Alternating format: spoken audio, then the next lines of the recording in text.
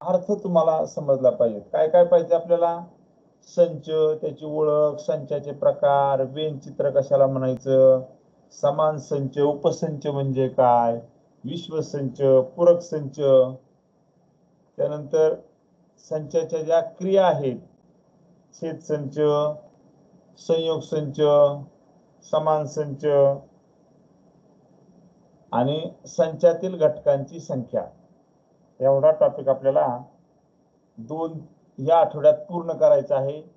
तेव्हा या ठिकाणी सकाळी सकाळी या तुमच्या छानशा वातावरणामध्ये सुप्रभात, सुस्वागत, फुलांचा वर्षाव, या ठिकाणी फुलांचा गुच्छ तुमच्या समोर आहे. यानंतर सकाळी सकाळी हत्ती आहेत, जे आता आपला मार्ग शोधायला बाहेर पडलेले आहेत. आपण जसे सकाळी बाहेर पडतो तसेच हे हत्ती बाहेर पडलेले आहेत. याच्यातून आपल्याला काय पाहायला मिळणार आहे? बाहेर पडताना आपण आपल्या घराला कुलूप लावतो, चाव्या घेतो, त्यानंतर जसा वेळ मिळेल तसे टेबलवर ठेवलेले पुस्तकं, सफरचंद खाऊन, वह्या पाहून त्यांचा थोडा अभ्यास करतो. कधी कधी आकाशामध्ये सैर करणारे पक्षी यांचा थवा पाहतो. हे सगळे तुम्हाला दाखवायचा उद्देश हाच आहे की हे समूह आहेत. काय आहेत? हे समूह आहेत. उदाहरणार्थ किल्ल्यांचा जोडगा, वह्यांचा गठ्ठा, पक्ष्यांचा थवा, त्याच्यानंतर याच्या अगोदरचा पाहिलेला आपला हत्तींचा कळप किंवा फुलांचा गुच्छ, हे सगळे समूह आहेत. आता इथं फुलांचा गुच्छ याच्यातल्या जर पाकळ्या मोजायला सुरुवात केल्या तर अनेक प्रकारच्या पाकळ्या आहेत. इथं हत्तींचा जर कळप आपण पाहिला तर हा कळप या ठिकाणी आपण मोजू शकतोय. 1 2 3 4 4 प्रकारचे हत्ती इथे दिसतात. किंवा 1 2 3 4 5 कुलूप आहेत, 5 चाव्या त्याला अडकवलेल्या आहेत, 3 पुस्तकं, 1 सफरचंद आहे, पक्ष्यांचा थवा, 5 पक्षी आहेत. हे सगळे आपण कसेही मोजले तरी ते आपण मोजू शकतो.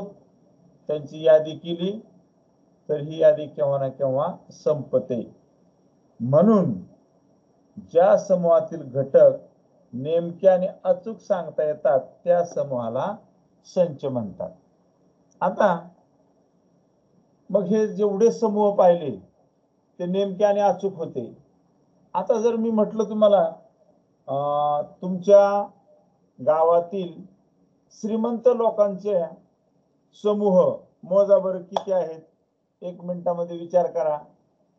तुमच्या गावातील श्रीमंत लोकांचा जो समूह आहे हा तुम्ही मोजू शकता का? त्याची यादी जर सुरुवात तर हा घटक आपण मोजू शकत नाही, कारण श्रीमंत कोण आहे कशावरून ठरवायचं आपल्याला माहित नाही. पर्टिक्युलर श्रीमंताची व्याख्याच काय आहे?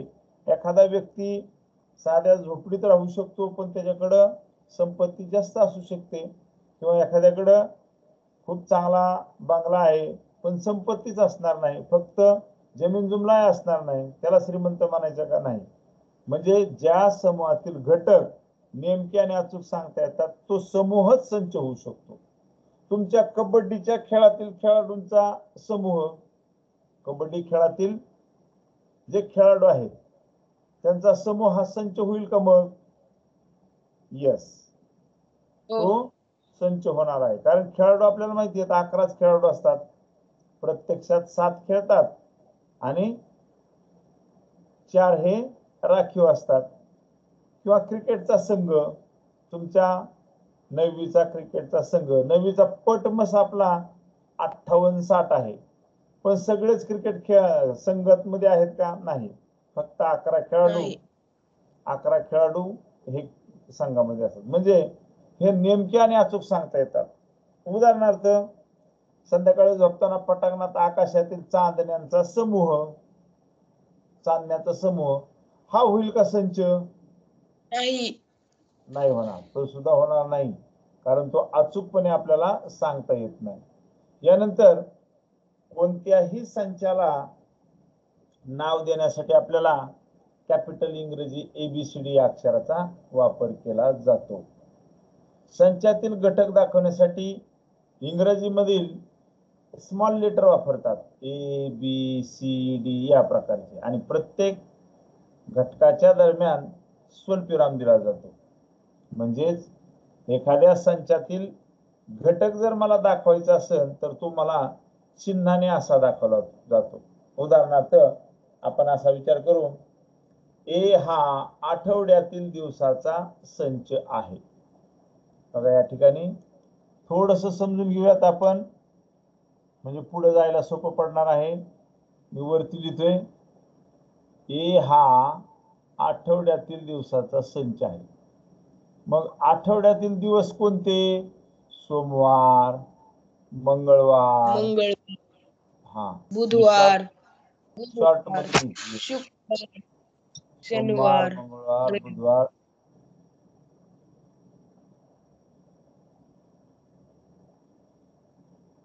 गुरुवार, शुक्रवार, शनिवार आणि रविवार. हे आपला संच झाला. दिसतंय ना वरती बोर्डवर? हो.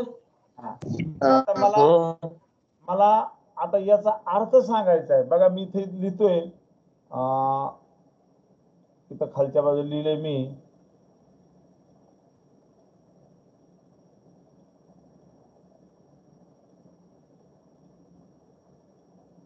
आता काय अर्थ झाला याचा?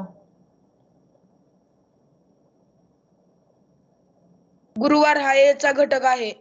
बरोबर, अगदी बरोबर.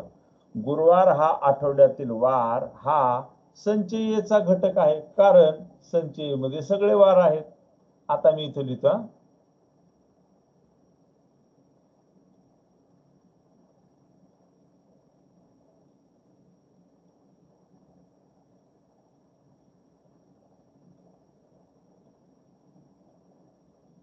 आता बघा,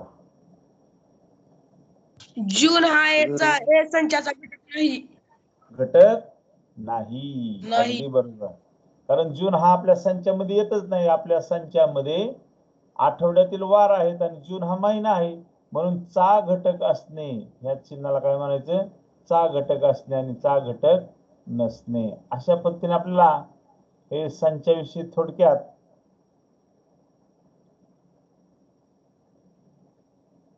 चिन्हाचा वापर करून त्याला मांडणी करता येते, त्याचा अर्थ काढता येतो. ओके, तर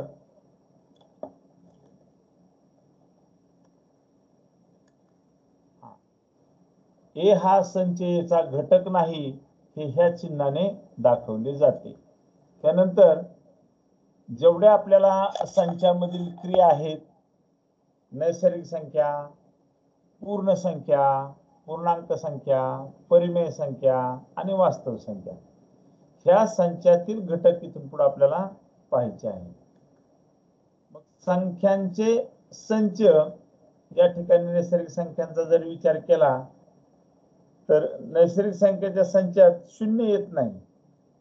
1 2 3 4 5 6 7 8 9 हा n अक्षराने दर्शवला जातो नैसर्गिक संख्यांचा संच. त्यानंतर पूर्ण संख्यांचा संच म्हणजे शून्याच्या पुढील 1 2 3 या क्रमाने या संख्या येतात. त्यानंतर पूर्णांक संख्या म्हणजे नैसर्गिक संख्या, पूर्ण संख्या आणि नैसर्गिक संख्येच्या विरुद्ध संख्या यांचा मिळून जो समूह तयार होतो तो पूर्णांक संख्यांचा संच असतो.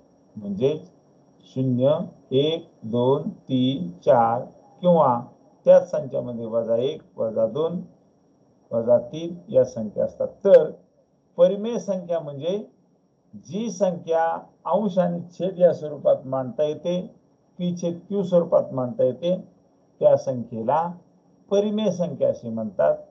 याचा अर्थ 0 ही सुद्धा परिमेय संख्या आहे, पण 0/1/0 ही परिमेय संख्या होणार नाही. त्याचा q is not equal to 0 असला पाहिजे आणि वास्तव संख्या. आता संचाच्या लिहिण्याच्या ज्या पद्धती आहेत त्या आहेत 2 पद्धती. एक आहे यादी पद्धत, दुसरी आहे गुणधर्म पद्धत. यादी पद्धतीमध्ये सर्व घटक महिरपी कंसात लिहितात. उदाहरणार्थ खाली लिहिले बघा, मी कोणता संच आहे, 2 3 5 7 11 13. हा जो संच आहे ना, हा मूळ संख्यांचा संच आहे आणि तो पण सगळ्या मूळ संख्या नाहीत, तर त्या संख्या 1च्या पुढच्या आणि 15च्या आतील किंवा 17च्या आतील असणाऱ्या ह्या मूळ संख्या आहेत.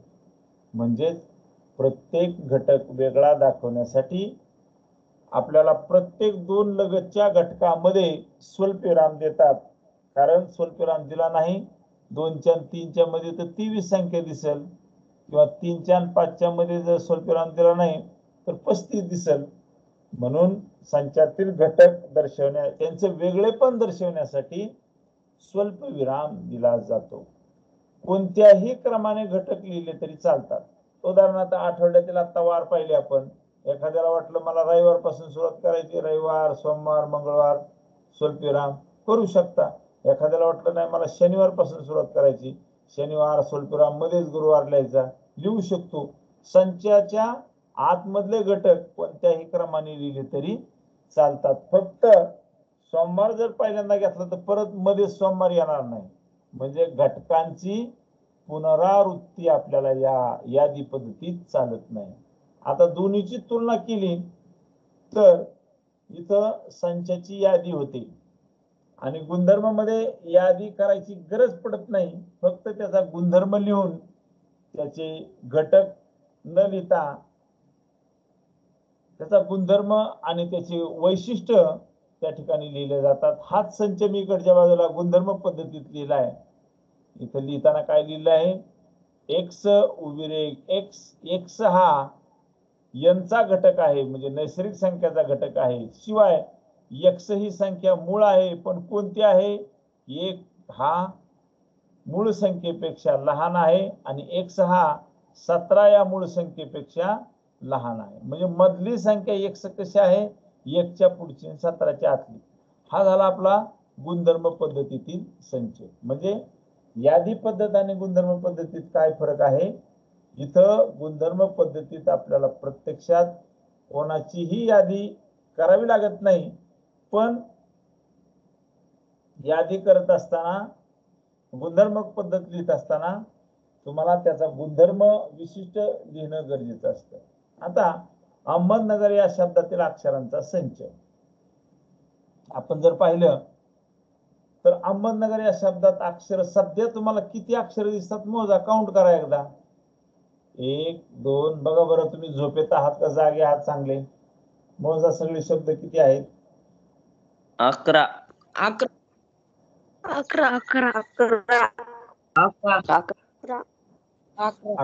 अगदी बरोबर. आता हे 11चे 11 शब्द आपल्या संचात येतील का, नाही. काय येणार नाही, काय येणार नाही, कारण एकच शब्द डबल. हा, कारण काही अक्षर यांची पुनरावृत्ती झालेली आहे, ते आपल्याला घेता येणार नाही. त्यातील फक्त एक अक्षर एकदाच घ्यायचं असतं, हा त्याचा नियम आहे. बघा आता मोजा किती आहेत. 7. आता 7च आहेत, कारण आपल्याला ए इथं 2 वेळा आलेलं आहे, 3 वेळा 4 वेळा आले आहे 1, त्यामुळे ते घेता आलं नाही. म्हणून आपल्याला 4 कसा 5 वेळा आहे, 1 2 3 4 5 वेळा आलेला आहे. म्हणजेच आपल्याला अक्षरांची पुनरावृत्ती चालत नाही. आता हे घटक उलटे सुलटे लिहिले तरी चालतात बघा, म्हणजे दोन्हीचा अर्थ एकच आहे. दोन घटकाच्या दरम्यान स्वल्पविराम दिला जातो आणि संचातील घटक कोणत्याही क्रमाने लिहू शकता. आता रिमेंबर हा पण एक शब्द आहे. आता तुम्ही विचार करा, रिमेंबर हा बी संच आहे असा गृहीत धरू, तर याच्यात कोणते आणि किती घटक असतील विचार करा बरं. आर ई एम बी हे 400 अक्षर. बघा, प्रत्येकाने विचार करा, बी या संचात, बी हा रिमेंबर या शब्दातील अक्षरांचा संच आहे. तर बी संच मला यादी पद्धतीत लिहायचा आहे. कसा असणार आहे? बी मैरूपी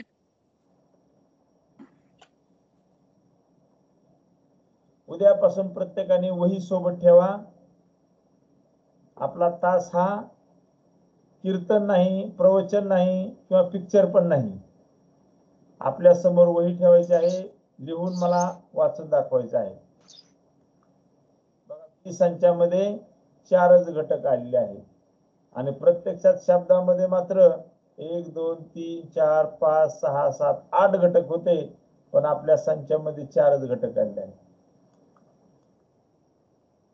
अहमदनगर. आता विचार करा, या अहमदनगर शब्दामधील अक्षरांचा संच मला लिहायचा आहे. तर कोणते अक्षर असणार आहेत आणि किती असणार आहेत? किती असणार आहेत याचं उत्तर द्या मला. कोणते नका सांगू. 5 असतील, 4 असतील, 6 असतील, 10 असतील. 7 असणार आहेत. Yes yes. बघा, कोणते 7 असणार आहे?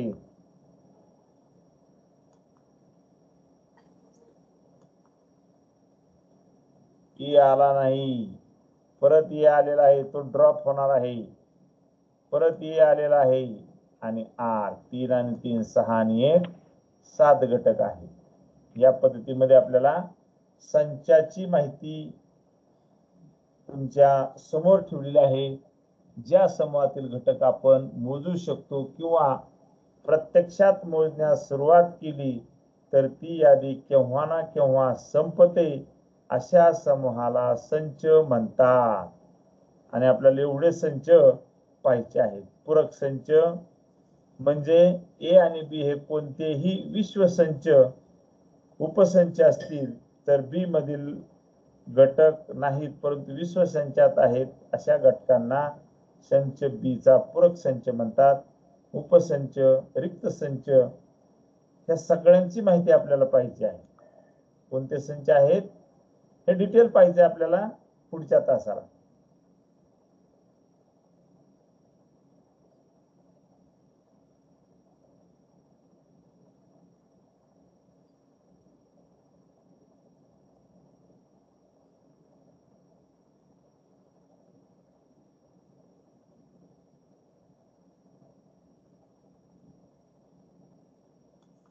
ओके. बघा, संच, रिक्त संच,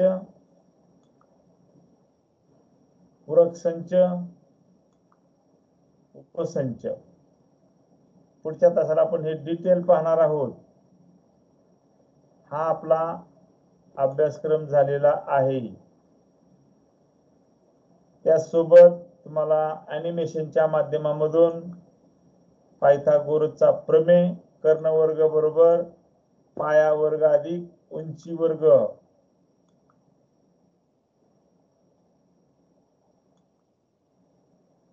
ओके. तर ठरल्याप्रमाणे आज आपण फक्त सुरुवात केली आहे आणि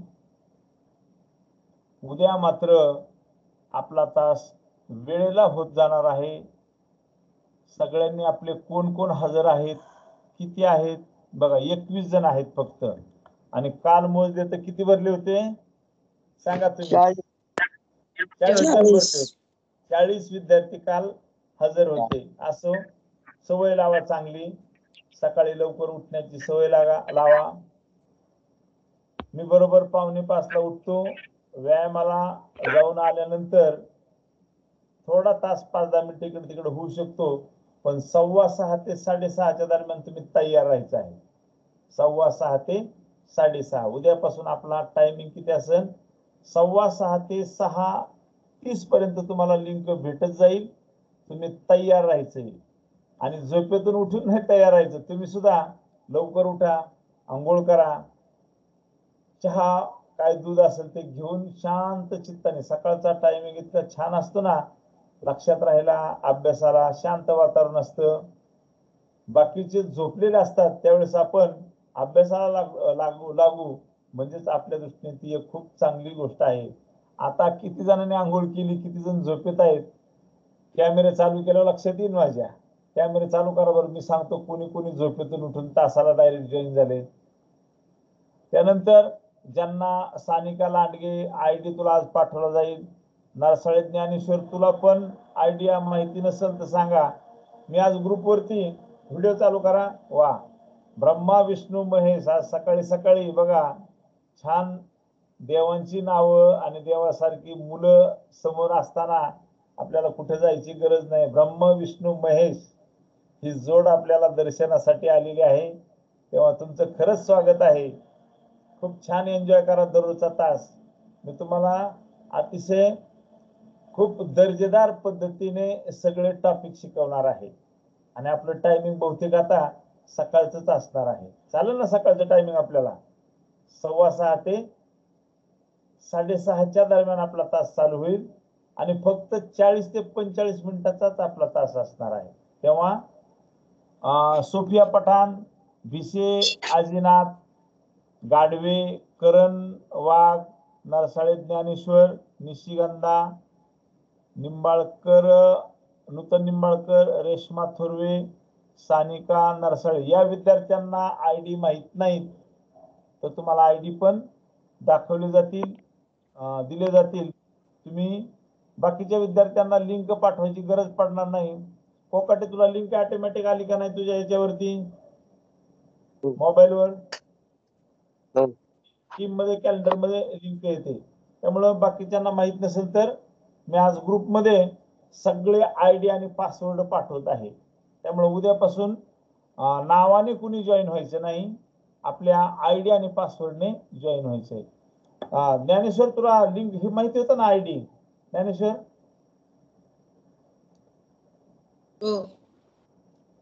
हा, मग नाव टाकले म्हणून दिसतं या ठिकाणी. नाव न टाकता चोपडे, तुला काय अडचण? चोपडे माहिती आहे का तुला? आयडी माहिती आहे का? नाही.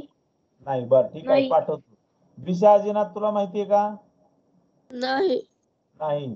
गाडवे, त्यानंतर सोफिया? नाही. ओके. मी आज दुपारी सगळ्यांना आयडी पाठवतो. उद्यापासून प्रत्येकाने आयडी वर जॉईन व्हायचं आहे आणि लिंक पाठवायची गरज नाही. तुम्ही वाट बी बघायची नाही, ऑटोमॅटिक तुमच्या याला मिळणार आहे. त्यानंतर ह्याच आठवड्यात तुम्हाला त्याच ऍप मध्ये प्रश्नपत्रिका पाहायला मिळणार आहे. चला, तर हा महत्वाचा भाग आहे.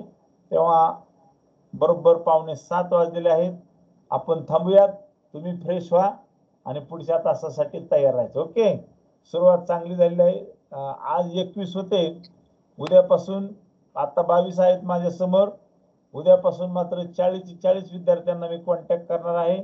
आज इथं थांबूयात.